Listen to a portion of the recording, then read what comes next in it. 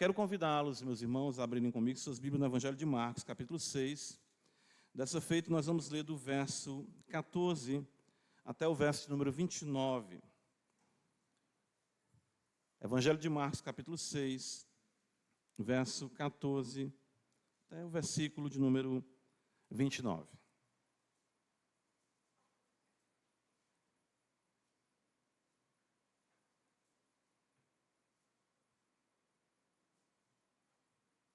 Diz-nos assim o Evangelho de nosso Senhor e Salvador Jesus Cristo.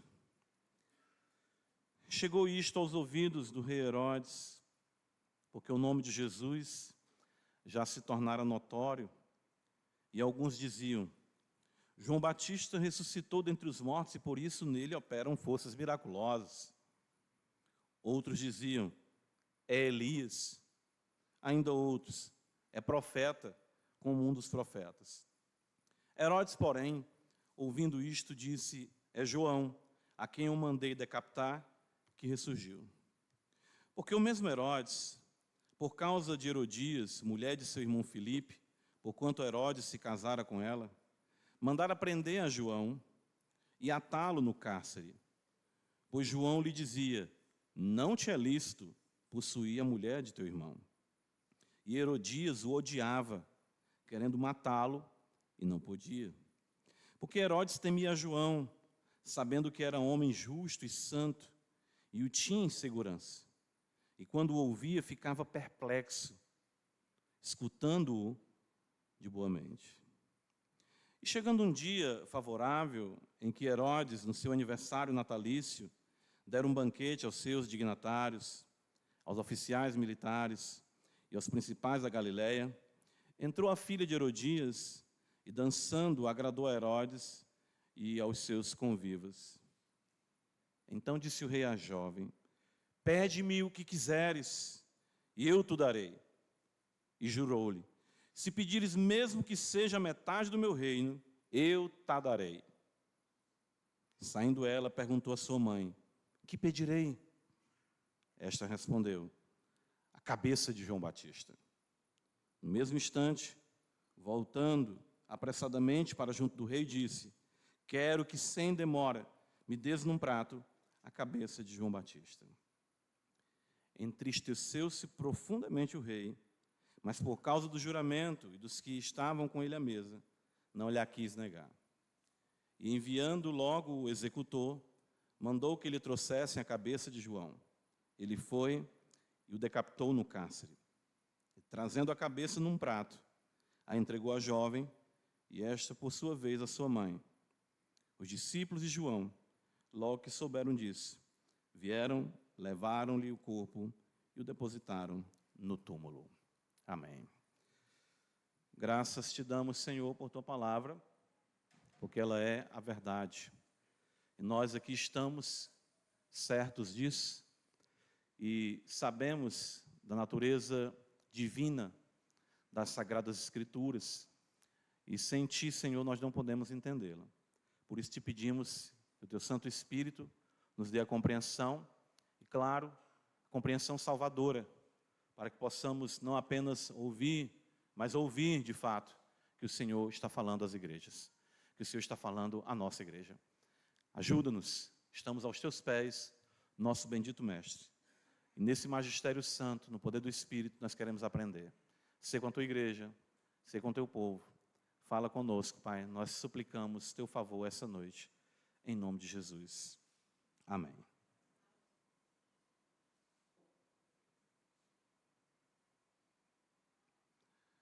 Irmãos, Marcos nos mostra o impacto do Evangelho sobre muitas pessoas através do Mestre e agora potencializado mais ainda através dos 12. Lembra que é isso que nós consideramos em nosso sermão passado? De fato, nós vimos a rejeição de Jesus de Nazaré.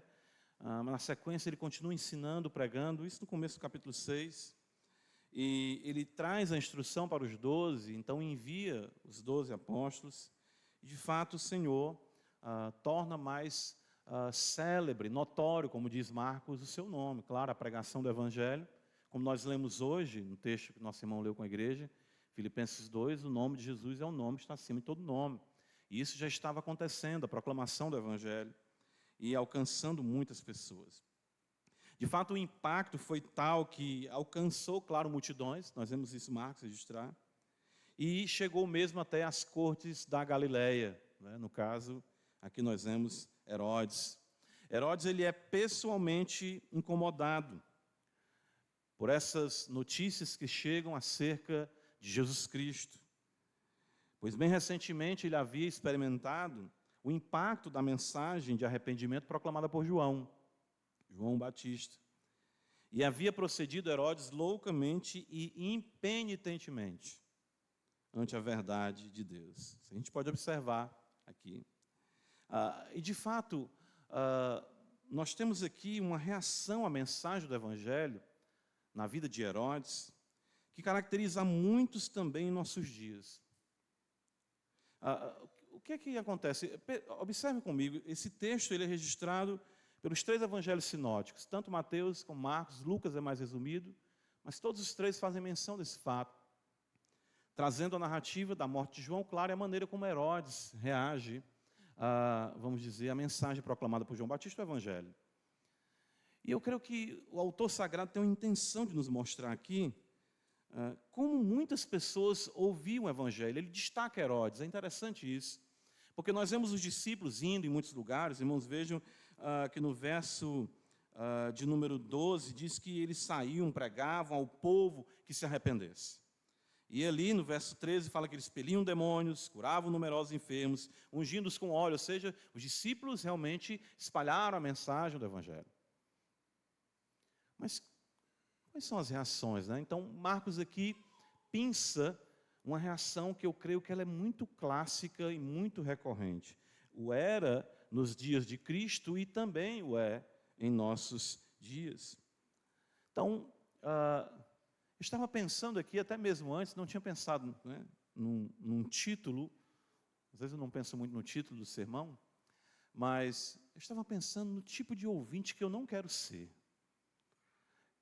Que tipo de pessoa eu não quero ser diante do Evangelho? Eu creio que Marcos quer mostrar para a gente esse exemplo negativo, para que tenhamos o cuidado, para que não venhamos incorrer nos mesmos erros de Herodes, que esteve tão perto, mas ainda assim estava tão longe.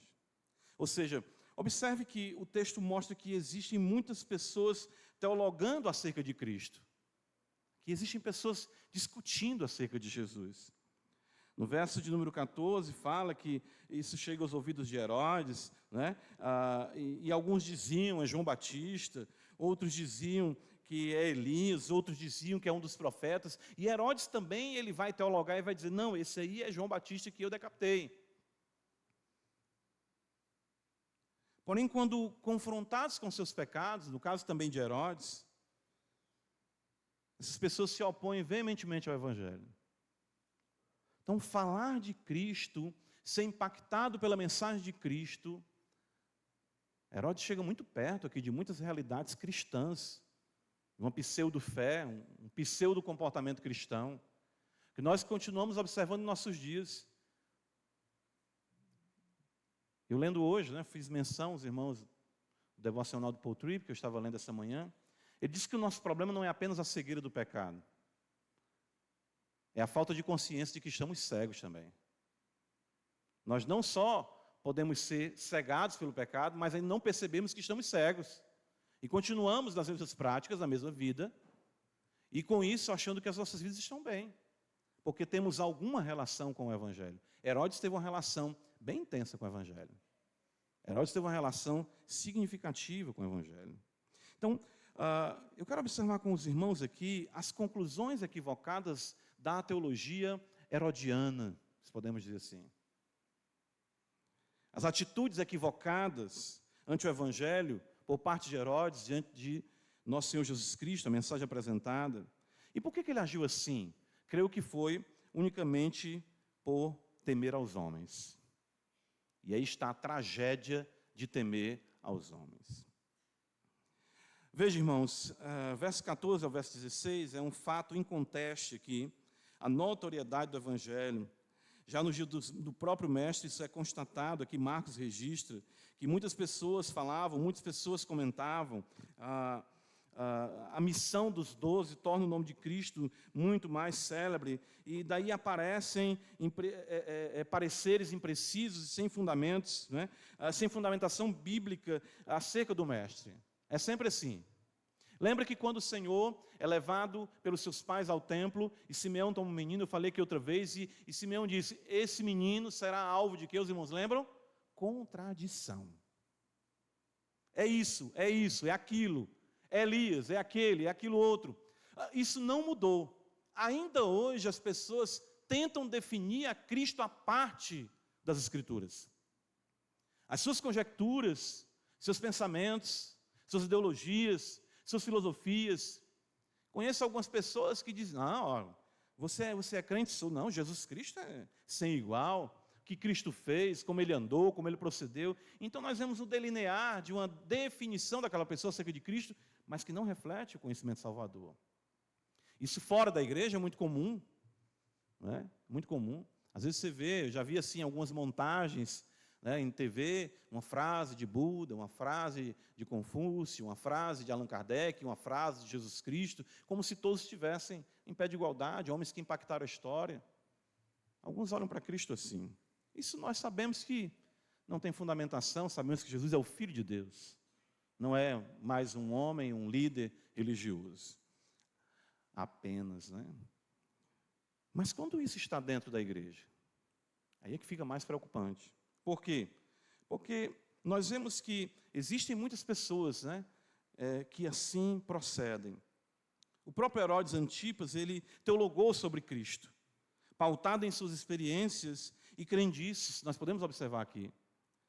Ele havia tido uma experiência recente e podemos dizer, uma proximidade singular com o Evangelho de nosso Senhor Jesus Cristo, porque ele estava ouvindo o próprio precursor de Cristo, João Batista, anunciando Cristo, anunciando que ele estava vindo.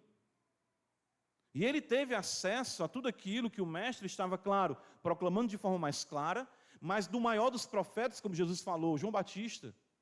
De fato, podemos dizer, falo isso com reverência, mas assim ele o fez, ele teve um profeta de estimação. Ele teve um profeta guardado. Ele teve o maior dos pregadores no seu palácio e ouvia ele a hora em que queria. Diferente até de você, que quer ver um pregador famoso, você vai para a internet, você não vai estar com ele tete a tete, né? Herodes não. Herodes tinha João Batista. E de vez em quando ele ia lá e ouvia as mensagens. Concordo, amém. Herodes. Interessante isso. Porém, as conclusões de Herodes foram totalmente equivocadas, embora ouvisse que, com certeza, João Batista, além de afrontá-lo, no sentido de confrontá-lo, melhor dizer, com a realidade do 7º mandamento, não adulterarás, com certeza apontou para Cristo e anunciou a realidade de Cristo. Mas as conclusões de Herodes, nós podemos observar que não procedem de um coração regenerado, contrito e habitado pelo Espírito Santo. Percebemos então, irmãos, o quão imprescindível é a revelação de Deus em seu Filho para um conhecimento salvador da verdade. Veja que Herodes, no verso 16, ele diz, ele fala, é João. Ele havia mandado matar João. Mas ele é contundente, melhor dizendo, né? Ele é incisivo. É João. Foi João a quem eu mandei decapitar. Isso já estava até, vamos dizer, a sua consciência ali, né? Estava cauterizado, ele falava isso de forma muito tranquila, como um déspota sanguinário. Mas ele ouve de Cristo, entende que Cristo ali é João, que eu mandei matar, ressuscitou, por isso que se operam nele essas obras miraculosas. Herodes não consegue processar a realidade, né? A sua teologia, ou seja, estava um misto aí de crendices, enfim, pagãs. O fato é que ele não consegue observar a singularidade de Cristo, embora tenha estado com seu precursor, João Batista. Mas isso, como nós falamos aqui, é por conta de que o mesmo não foi iluminado pelo Espírito de Deus. Mateus capítulo 11, eu citei esse texto pela manhã, abra comigo mais uma vez. Quando o Senhor Jesus prega naquelas cidades impenitentes, Corazim, Betsaida, Cafarnaum.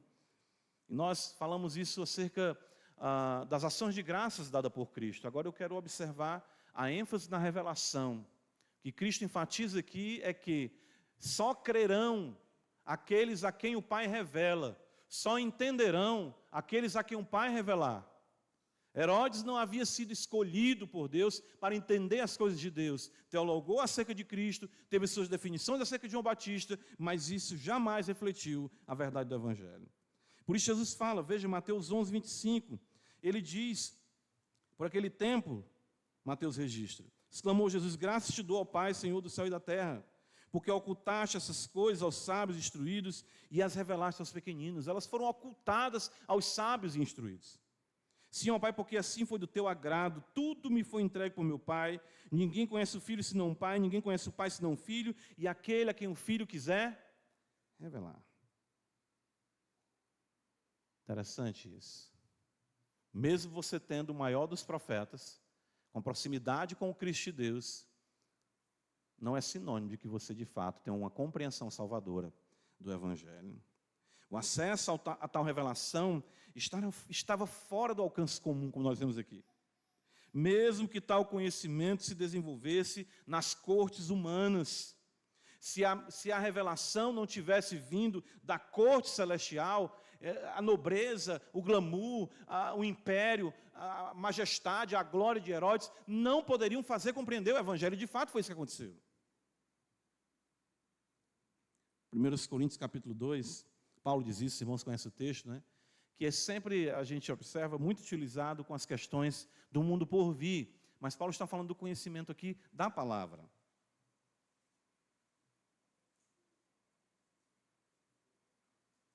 O apóstolo diz assim, veja, 1 Coríntios 2, 6, entretanto, expomos sabedoria entre os experimentados, não porém a sabedoria deste século, nem a dos poderosos dessa época, que se reduzem a nada. Mas falamos a sabedoria de Deus em mistério, outrora oculta, a qual Deus preordenou desde a eternidade para a nossa glória. Sabedoria essa que nenhum dos poderosos desse século conheceu, porque se tivessem conhecido, jamais teriam crucificado o Senhor da glória. E Herodes tem culpa nisso também. Se ele tivesse de fato conhecido Cristo, mas como está escrito, nem olhos viram, nem ouvidos ouviram, nem jamais penetrou em coração humano que Deus tem preparado para aqueles que o amam. Mas Deus nulo revelou pelo Espírito, porque o Espírito de todas as coisas, o Espírito a todas as coisas perscruta, até mesmo as profundezas de Deus. Tal conhecimento não tem nenhum valor se não proceder de forma salvadora. E aqui é importante nós compreendermos, irmãos, a única coisa que tal conhecimento pode produzir é uma arrogância que inchará mais ainda o ego do homem, conduzindo teologicamente ao inferno.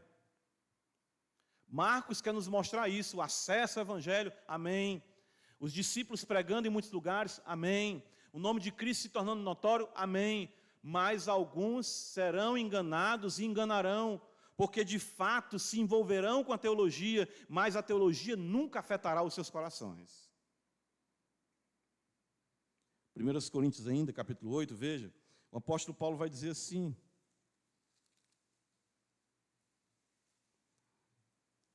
no que se refere às coisas sacrificadas a ídolos, reconhecemos que todos somos senhores do saber. O saber, o que está escrito aí? Ensoberbece. Impressionante isso. Mas o amor edifica. Se alguém julga saber alguma coisa, com efeito, não aprendeu ainda como convém saber. Mas se alguém ama a Deus, esse é conhecido por Ele. Eu vejo como o Espírito de Deus está insistindo em nos afirmar essa verdade. Saber amar, irmãos, é a teologia dos salvos. Saber amar é a teologia dos salvos. Não é saber apenas por saber. Herodes sabia. Herodes ouvia. Herodes se envolveu. Tinha curiosidade. Se não fala em minha memória, no Evangelho de Lucas, que diz no texto paralelo que ele se esforçava para ver Jesus. Ele queria ver Jesus. Tanto que quando Jesus é levado para eles, irmãos, lembram, ele fica, paz, e agora? Faz algum sinal, faz alguma coisa. Você ama a Deus cada vez mais em sua vida? Ou o conhecimento de Deus apenas paira em seu intelecto sem nenhuma implicação para o seu viver? Irmãos, isso é assustadoramente necessário. Assustadoramente necessário. Está registrado para que consideremos isso. Ao saber mais, você ama mais, ou ao saber mais, você se ama mais? Aí é que está a medida. Se o teu conhecimento não te leva um amor a Deus, é questão de tempo até que você degole o profeta que está falando dentro de você. Questão de tempo. Se o seu saber não lhe leva a amar mais a Deus, se o seu saber lhe leva mais a amar a você se vangloriar com o entendimento que você tem, com a teologia refinada que você tem, mas isso não resulta em amor a Deus e, consequentemente, no abandono dos pecados, de maneira nenhuma você conheceu de fato a Cristo. Você conhece sim sobre Cristo, você conhece sim sobre a verdade, mas a verdade paira no seu intelecto, mas nunca afeta o seu âmago.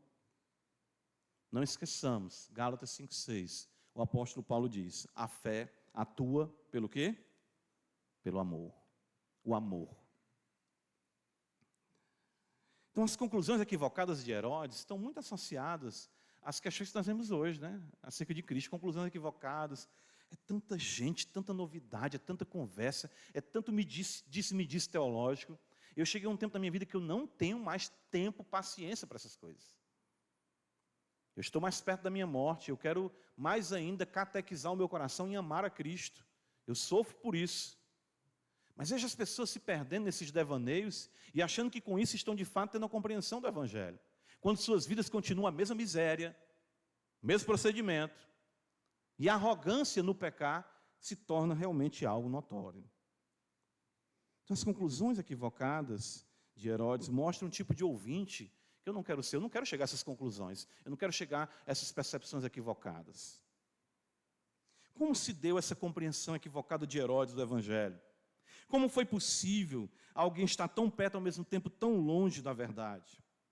E aqui eu quero que os irmãos observem que essas conclusões elas vieram pautadas em atitudes equivocadas de Herodes. E essa dinâmica de uma relação de ruína com a verdade de Deus, Marcos apresenta aqui para nós. Perceba, Marcos nos apresenta a dinâmica de uma relação de ruína com a palavra de Deus. E não é isso que nós queremos para nós. Mas foi assim que aconteceu com Herodes. Marcos passa a nos relatar, veja, como Herodes chegou às suas conclusões equivocadas acerca de Cristo. Veja como isso se torna bem interessante. Verso 17, observe.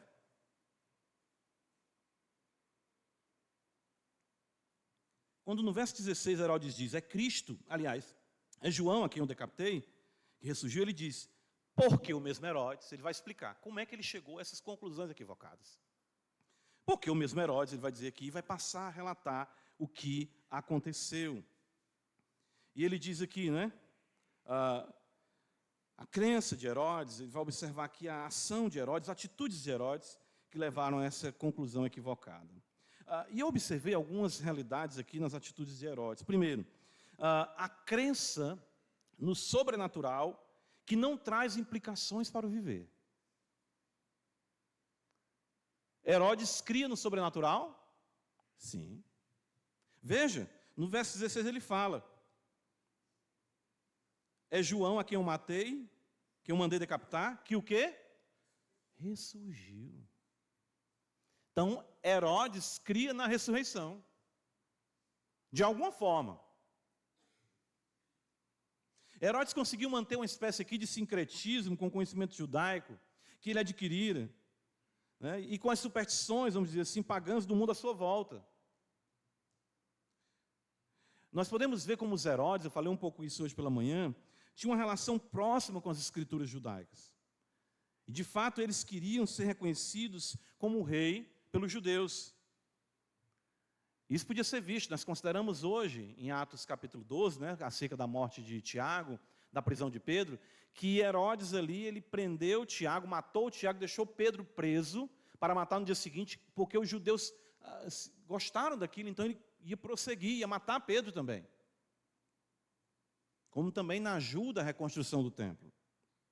Mas olha um fato aqui em Atos capítulo 26, veja que está escrito, Atos 26, quando Paulo está diante, aqui, de Herodes Agripa. Outro Herodes, mas olha como essa relação dos Herodes é interessante com a palavra de Deus. Deixa eu ver aqui, Atos 26.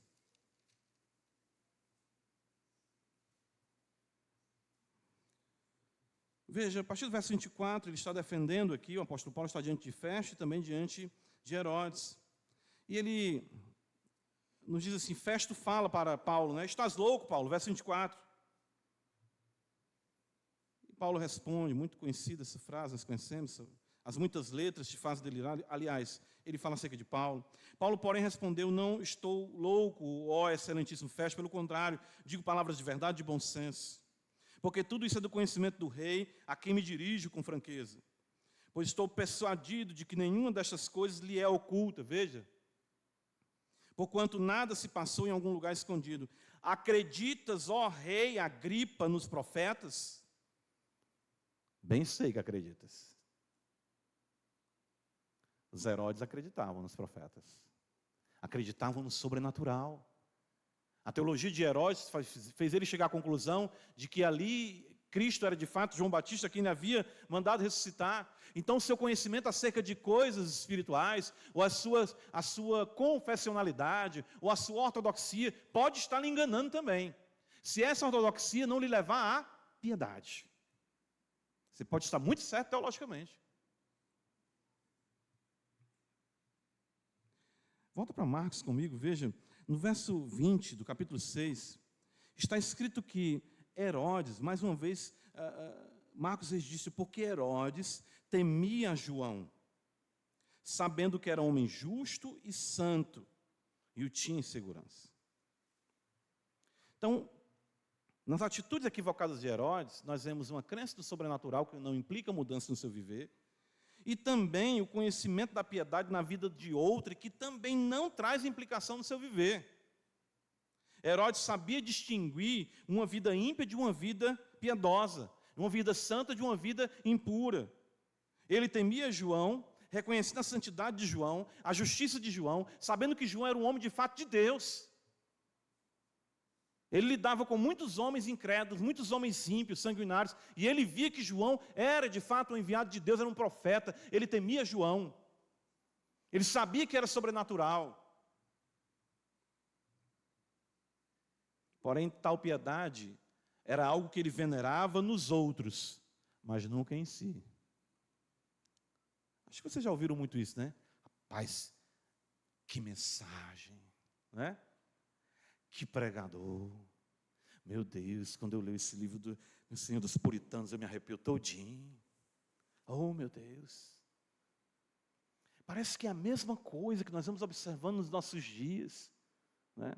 Jesus chega a censurar os escribas e fariseus, veja em Mateus, capítulo número 23, ele vai dizer assim, olha, capítulo 23, verso 29, Jesus fala, ai de vós, escribas e fariseus hipócritas, porque edificais os sepulcros dos profetas, adornai os túmulos dos justos, e dizeis, se tivéssemos vivido nos dias de nossos pais, não teríamos sido seus cúmplices no sangue dos profetas, assim contra vós mesmos testificais que sois filhos dos que mataram os profetas.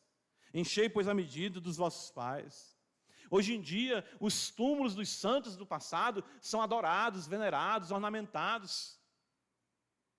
Hoje, na realidade da teologia, na redescoberta da teologia reformada, muitas pessoas, né, vejo pessoas com bustos, com quadros, com imagens, né, na sua casa até mesmo de grandes reformadores. Mas é uma piedade engessada, congelada, pintada. Nunca isso toca o coração. Herodes olhava para João Batista e dizia, oh, homem de Deus, homem santo, homem justo. Eu tenho medo desse homem. Eu temo esse homem. Mas aquilo não implicava a sua vida. Veja que são decisões que, por um lado, alguém vai dizer assim, não, mas até é bom, porque Herodes está guardando ele da fúria de Herodias, a sua mulher, não é? Legal. Ela estava querendo matá-lo, mas não podia, por quê? Porque Herodes protegia ele. Então, enquanto Herodes está guardado por ele, ponto positivo para Herodes. Herodes passou a brincar com a teologia, embora com uma certa boa intenção de preservar João Batista da fúria de Herodias.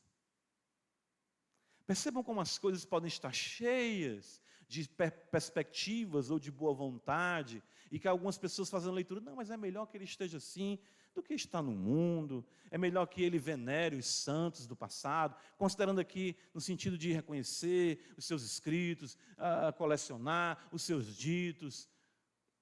Mas isso traz alguma implicação para a sua vida? Se isso não traz, você está seguindo de fato um comportamento herodiano. Em terceiro lugar, veja, Marcos mostra aqui que, além de Herodes crer no sobrenatural, além de entender o que era uma vida piedosa, e essas coisas não trazerem implicação para a sua vida, Herodes tinha uma atenção e respeito à pregação, mas que não produzia nenhum arrependimento em sua vida. Evangelho de Marcos, capítulo 6, veja. Verso 20 ainda, a parte B do versículo, o texto diz, e quando ouvia, ficava perplexo, escutando-o de boa mente. Herodes era um ótimo ouvinte. Herodes era um ótimo ouvinte. De fato, ele ficava tomado pela pregação, Herodes. E empenhava todo o seu ser na prédica de João.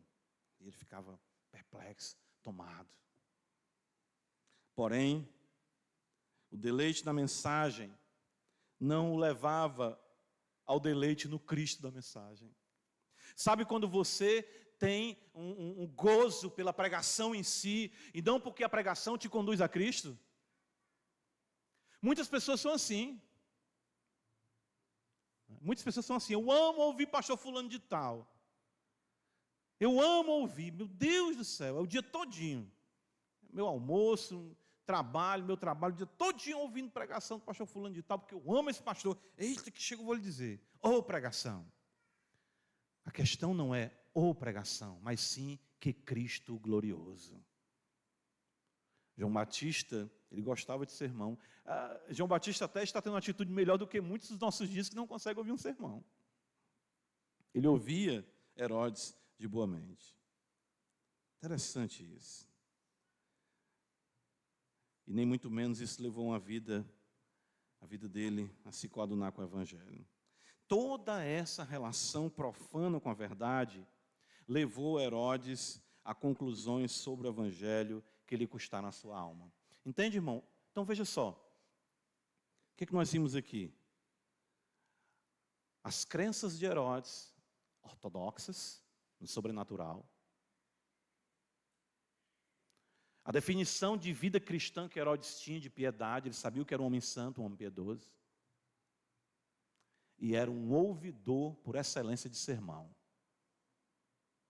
Mas isso tudo na vida de Herodes era uma relação profana com a verdade, que o levou a conclusões sobre o Evangelho que lhe custaram a própria alma. Ele pensava teologicamente, ele sabia o que era uma vida reta, e também reconhecia a palavra de Deus, porém jamais se voltou em contrição e arrependimento para o Senhor. Jamais. Eu pergunto, irmãos, nós encontramos diferença em nossos dias quanto a isso? Nós encontramos diferenças?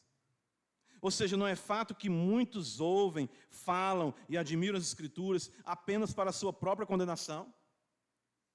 Não é fato que muitos que estão no nosso meio se passam por fiéis, enganando e sendo enganados pelos seus próprios pecados? Não é um fato? É, irmãos. De fato, 2 Timóteo capítulo 3, esse texto ele é também, sendo a última epístola do apóstolo Paulo, ele vai nos dizer algo aqui que é também assustador, se você ler essa perícope da perspectiva correta. O apóstolo Paulo vai dizer assim para nós, 2 Timóteo capítulo 3, Sabe, porém, isto, nos últimos dias sobrevirão tempos difíceis, pois os homens serão egoístas. Guarda esses adjetivos aí. Egoístas, avarentos, jactanciosos, arrogantes, blasfemadores, desobedientes aos pais, ingratos, irreverentes, desafeiçoados, implacáveis, caluniadores, sem domínio de si, cruéis, inimigos do bem, traidores, atrevidos, enfatuados, ou seja, cheio de si mesmo, enfatuados, mais amigos dos prazeres que amigos de Deus. Eu me assusto mais com esse versículo 5. Tendo forma de quê? Tudo isso que esses homens são dentro da igreja. Tem forma de piedade. Negando-lhe, entretanto, o apóstolo Paulo diz, olha o que está escrito, o poder. Eles negam o poder da piedade, e você fica, quantos de nós como crentes, não lidamos com pessoas que são verdadeiras promessas na igreja, prodígios, pessoas envolvidas, pessoas dedicadas na igreja, mas de repente a vida se esfacela, numa esparrela de pecado, que você diz, como é que pode uma coisa dessa? E você vendo aquilo, enfraquece a sua fé, porque ali está negando o poder da piedade. Como é que pode tanto conhecimento, tanta vida, tanto ensino, tanta coisa, e desaguar nesse tipo de comportamento? Isso enfraquece a fé dos santos, porque você começa a dizer, não vale a pena. De que adianta saber, de que adianta orar, de que adianta estudar? Eu estou vendo aí um homem com posições ortodoxas corretas, estou vendo um homem aí que sabe o que é uma vida correta de piedade, santidade, estou vendo um homem aí que ouve sermão, mas é tudo isso aqui. Tem apenas forma de piedade. Paulo continua dizendo assim, veja, foge também destes. Verso 6, pois entre estes se encontram os que penetram sorrateiramente nas casas e conseguem cativar mulherinhas sobrecarregadas de pecados, conduzidas de várias paixões, que versículo 7 também é aterrador, que aprendem sempre e jamais podem chegar ao conhecimento de quê? Mulherinhas, Paulo fala aqui, carregadas de paixões. Você vê, parece que são as pessoas mais dedicadas. Mulheres, Paulo está falando aqui de mulheres mesmo também.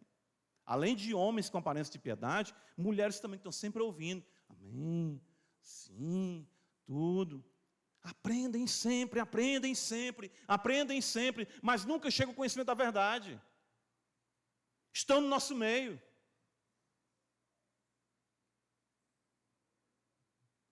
Como isso é terrível, irmãos, como isso é de fato um alerta de Deus para nós.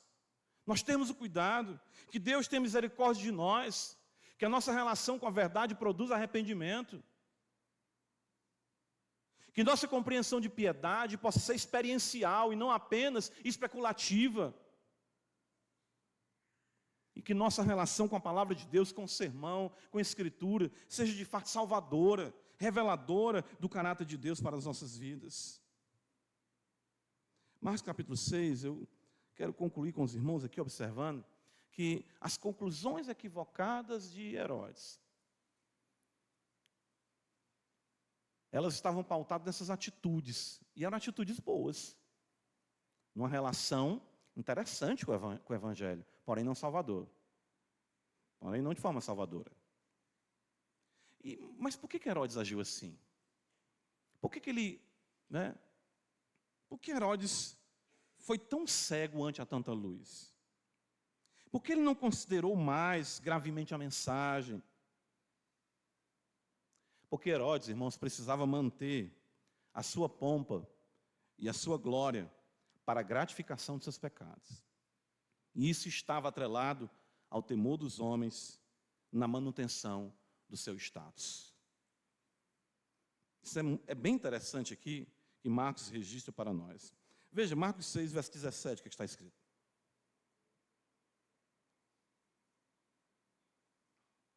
Ele diz que o mesmo Herodes, por causa de Herodias, as decisões de Herodes vão estar sempre pautadas nos outros, com o que os outros vão achar, com o que os outros vão pensar, no que os outros podem lhe proporcionar.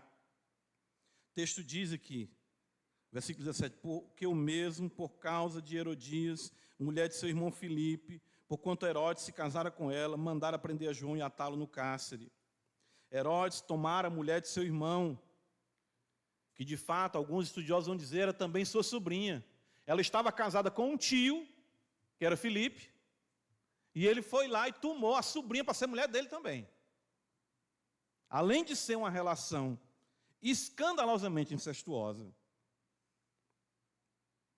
Herodes se preocupou em aplacar o orgulho ferido de sua mulher, pela verdade anunciada pelo profeta. Então, quando a verdade cobra a pessoa, como no caso aqui de Herodes, ele está mais preocupado em gratificar o seu pecado, continuar possuindo Herodias, não desagradá-la. Como é que ele podia conciliar essa realidade? Eu fico ouvindo aqui a pregação e vou mantendo esse meu pecado aqui. Tenho só o cuidado para elas não se encontrarem. Porque se Herodias visse João Batista, ela queria matar ele. O seu pecado, o meu pecado, o nosso pecado, sempre quer matar a verdade do Evangelho na nossa vida. E aqui nós vemos então que Herodes acha um meio termo. Vou manter ele preso em segurança. Por quê? Porque Herodias tinha poder sim. Conspirar, organizar, arquitetar alguma coisa para matar João Batista. Então, por temor à sua esposa, que de fato não era sua, João Batista é bem enfático em dizer no verso 18, não te é lícito possuir a mulher de teu irmão, ela não é tua. E você dizer isso para um rei, a mulher se sentiu extremamente ofendida, com todo o glamour que ela tinha.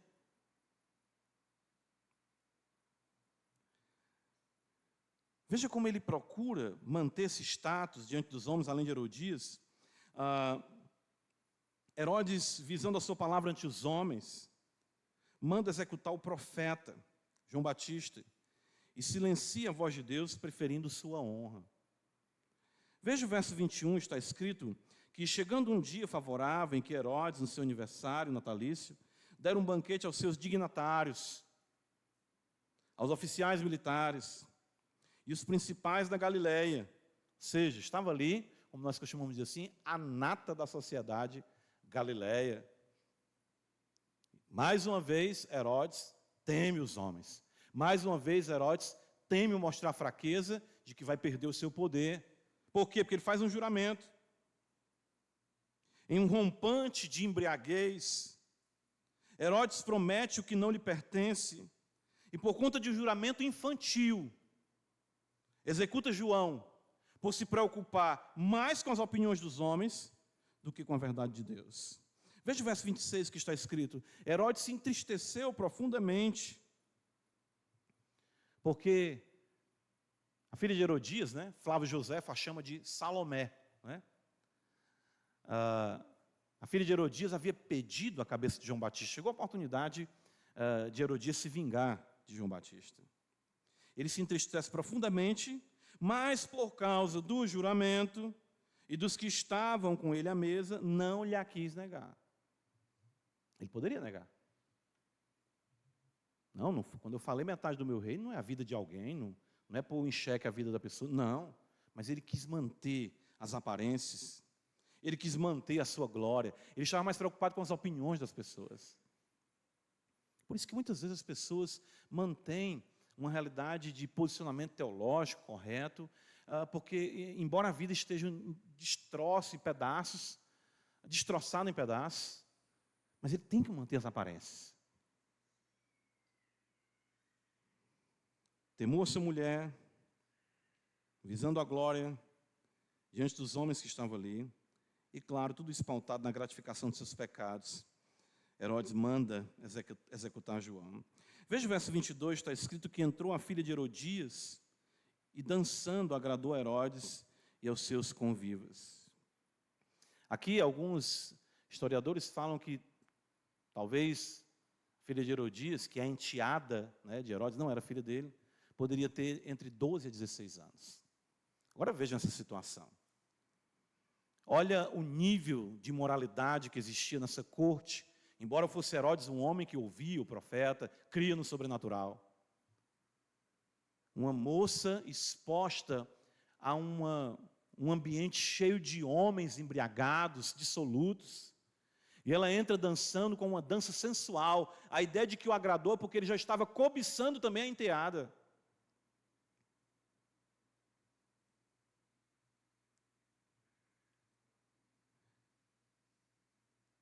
Herodes, embriagado, é também tomado pela sua luxúria e dá vazão à sua cobiça por sua enteada.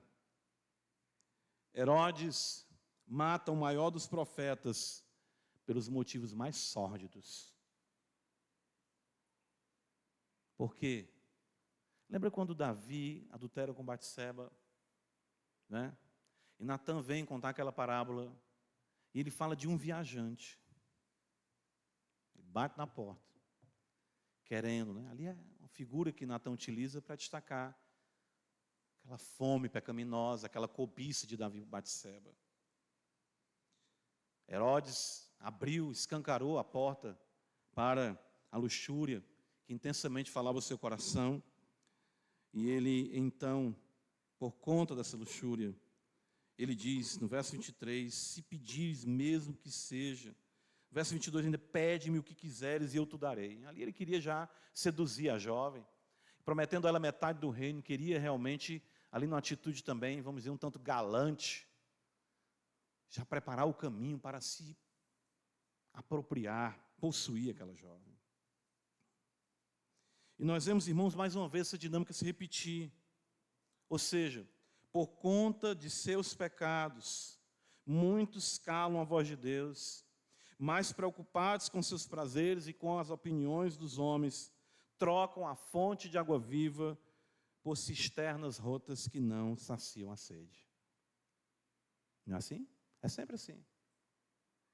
É dessa forma que acontece. O ouvinte que eu não quero ser, a semelhança de Herodes, nós vemos aqui, ele tem essa natureza, essa atitude. Ele é fiel até o momento em que os seus prazeres são questionados. Chegou a hora do meu prazer, o que é que eu faço? Meu prazer. E o profeta? Corta a cabeça dele. Chegou a hora em que eu quero gratificar, seja qual pecado for, o que é que eu faço? Silencio o profeta. Para quê? Para não poder pecar tranquilamente. Olha, as pessoas estão te olhando. Vai definir o quê? Vai defender tua honra? Não? É verdade, vou. Mas não é certo isso aí. Você está mais preocupado com a opinião, com o favor dos homens. Não quero saber, me importa mais o status, a glória e o poder que eu tenho para continuar gratificando os meus desejos. Eu lembro, falei isso aqui para os irmãos já, eu achei isso tão... Fiquei com medo daquilo, porque eu conheci um camarada na minha juventude, que ele já tinha, até antes de mim, tido conhecimento do Evangelho. E quando eu conheci, ele já estava nessa questão, ficava na igreja, não ficava, passava um tempo, saía, sempre assim, né? Ele sempre estava assim. E um dia, conversando com ele, ele disse assim, ele falou assim, maldita a hora em que aquela mulher, aquela irmã pregou o Evangelho para mim. Eu nunca mais pude pecar em paz.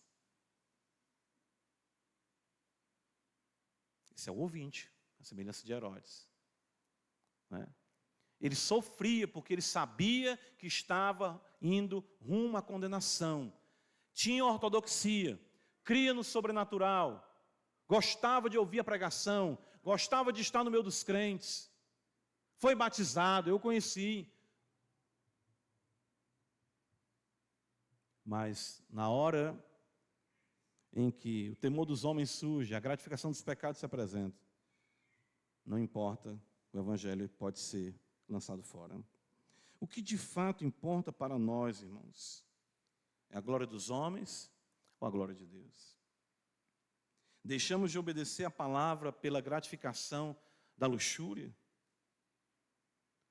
Nós precisamos sempre pedir a Deus, Deus nos guarde, Deus nos ajude. Irmãos, Herodes é o tipo de ouvinte que eu não quero ser, eu quero que Deus me guarde, eu quero que Deus guarde os irmãos também. Porque teologar sobre o Evangelho é algo prazeroso.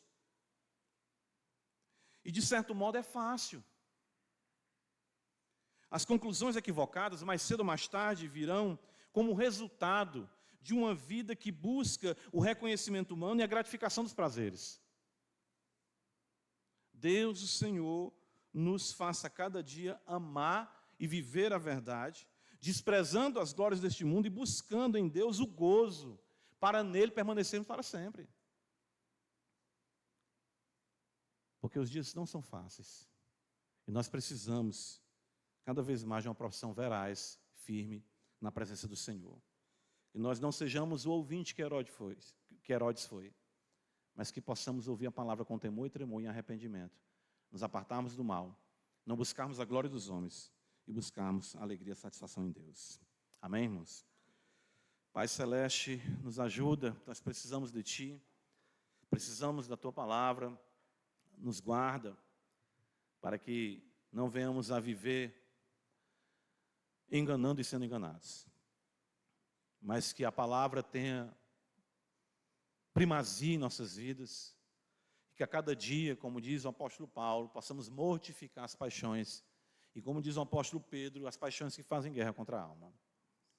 Livra-nos de buscarmos o favor e a glória dos homens, o status, o reconhecimento, mas que possamos sim termos conclusões certas de que Jesus Cristo é o Filho de Deus. Sendo Ele o Filho de Deus, Ele é o nosso Salvador. Sendo o nosso Salvador, Ele nos conduz à santidade e temor, nos pastoreando por Sua palavra, para que nos apartemos de toda iniquidade, por amor e para a glória do Senhor. Ajuda-nos, Pai, assim nós choramos, em nome de Jesus. Amém.